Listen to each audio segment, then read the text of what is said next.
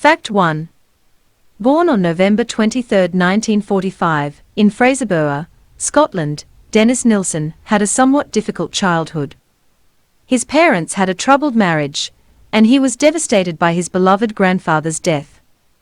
Nilsson's grandfather died when he was 5 years old, and as a result, was the first dead body he saw. He believes it was this exposure that fused the idea of love and death. Fact 2. At age 16, he decided to join the army, where he worked as a cook and a butcher. Nilsson enlisted in the army in 1961 and trained as a cook. His 11-year military career saw postings to Germany, Norway, South Yemen, Cyprus and Scotland, Inverness and Shetland.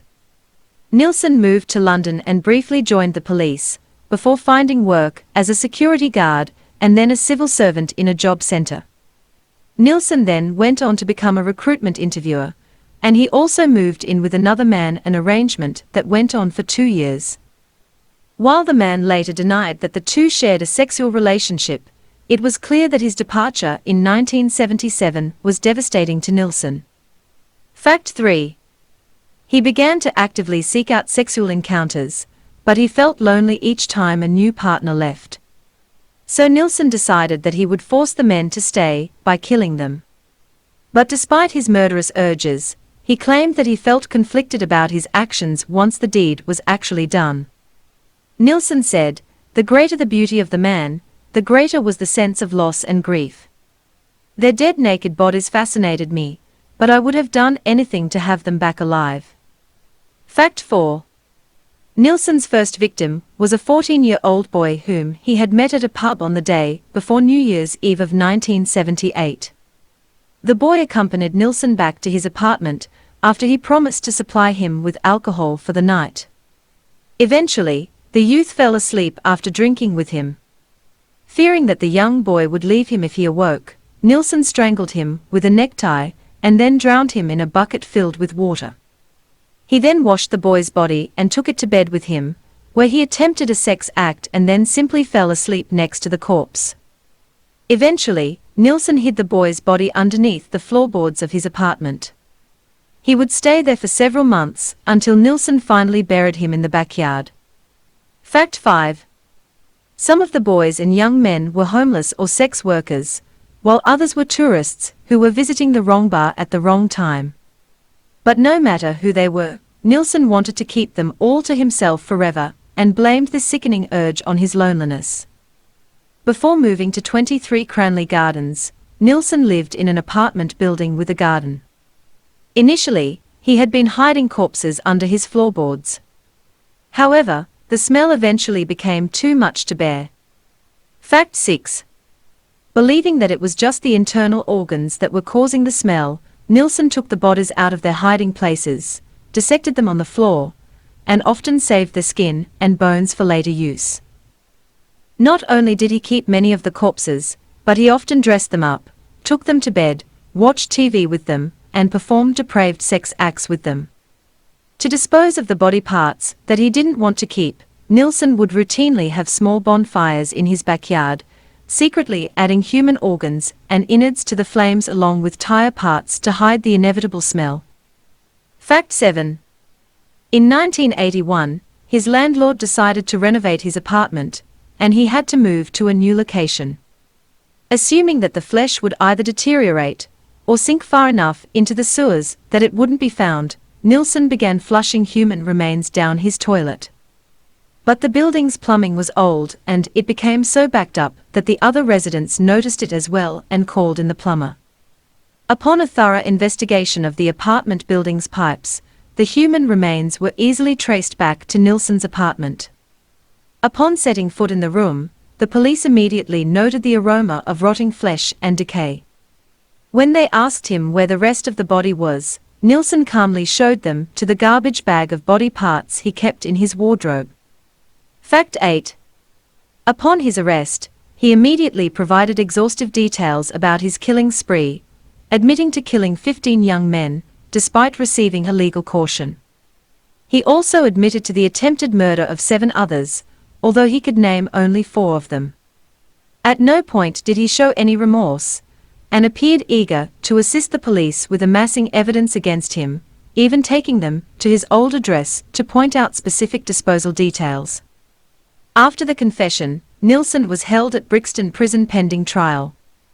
Whilst there, he wrote over 50 notebooks of his memories to assist the prosecution, and also drew what he referred to as sad sketches, which detailed his treatment of some of his victims. He seemed ambivalent about his fate, at turns without remorse, and then showing concern about public attitudes towards him. He fired his legal counsel, then rehired him, and fired him once again, shortly before he came to trial. Fact 9.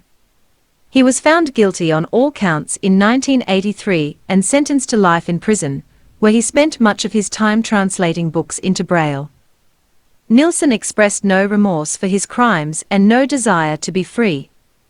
At some point, while Nilsson was in prison, he recorded a set of chilling audio tapes describing his murders in graphic detail.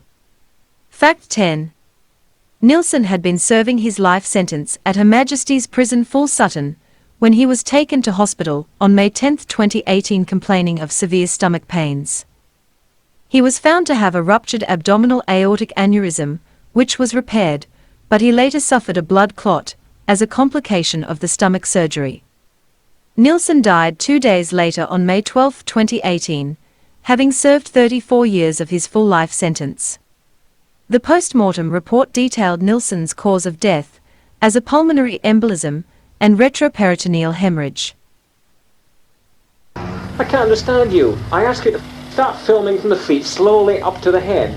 And you go sit, but sit pan. Bloody hell, don't you ever watch movies? You must see thousands of movies. You must know what it's like.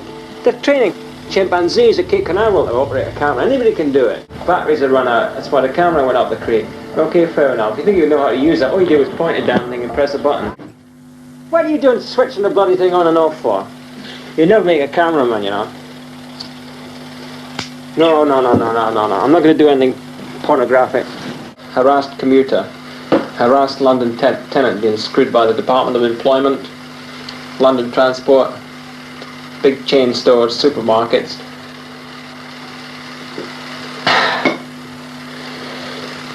Can you, cut there, let me think. Beer I cannot stand, I got it for free at the bottle party. No. Here's to you, Mrs. Robinson.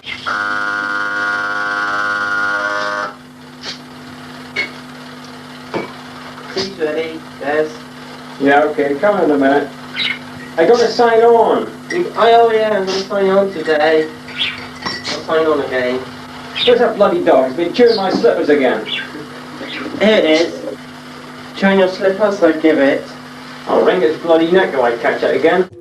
1:10 last night. Son asleep, Twink over there, me here. What happens? Crash, bang, what? Have a look, move the camera up there. Have a look at that. Right? Look at the state of that. Whole bloody ceiling falls down. Falls down on me for a start, rips straight across, hits the dog, poor old pooch, budgie goes up, big row, that wakes you up as well. Great chunks. Bloody great chunks of masonry. I mean, you could kill somebody. Listen to that. And you ain't seen nothing yet. You're a big nincompoop. Oi, over here. Over here? Over here, stand up. How long do you think it'd take me to dig the garden? Don't stand there with your hand on your hip, feel like a big poof. Come on, where's my bloody tea then? What tea? Oh, here it is. Mind, anything good you find in this kitchen is probably attributed to my having purchased it in the first place. Bloody light doesn't even go on. Can you go back a bit? I mean, you're far too near. Ooh, ah! Bloody finger, you great pillock.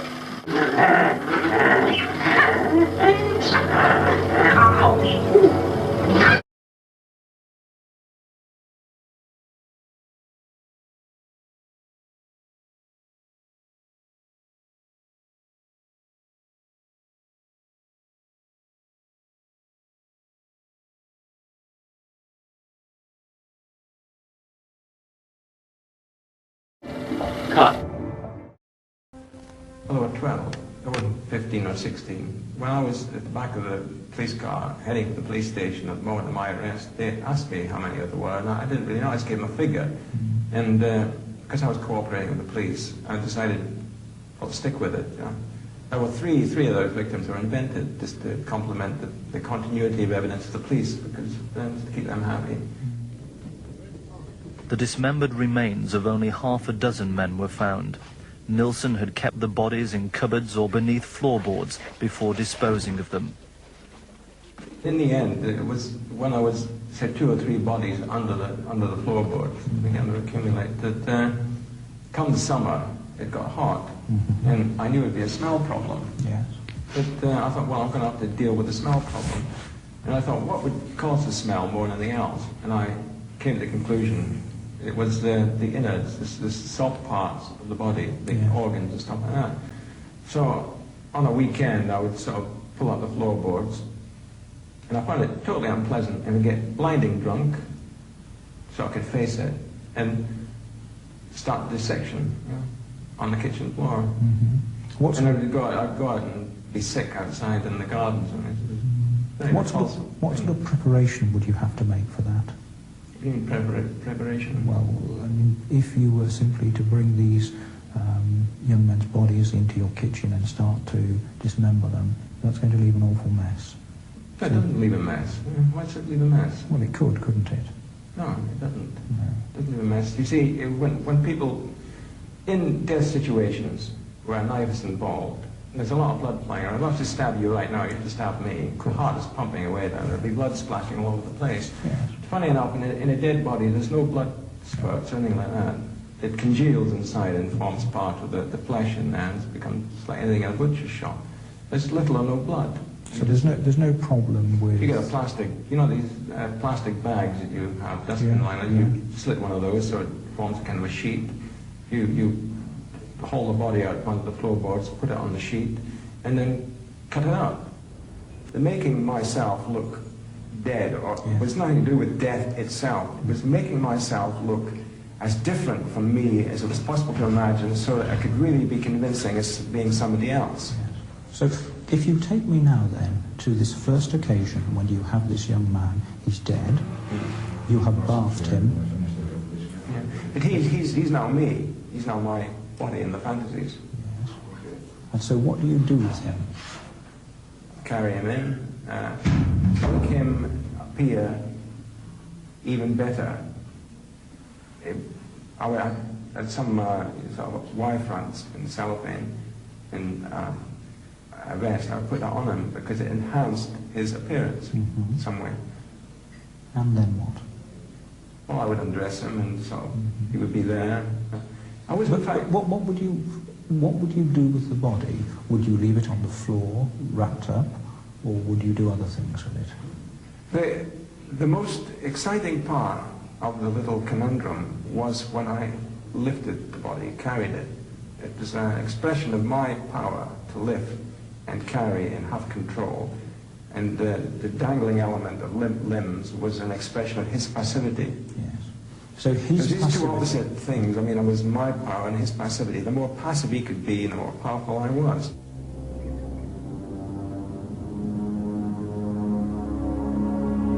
The bodies are all gone. Everything's gone. There is nothing left.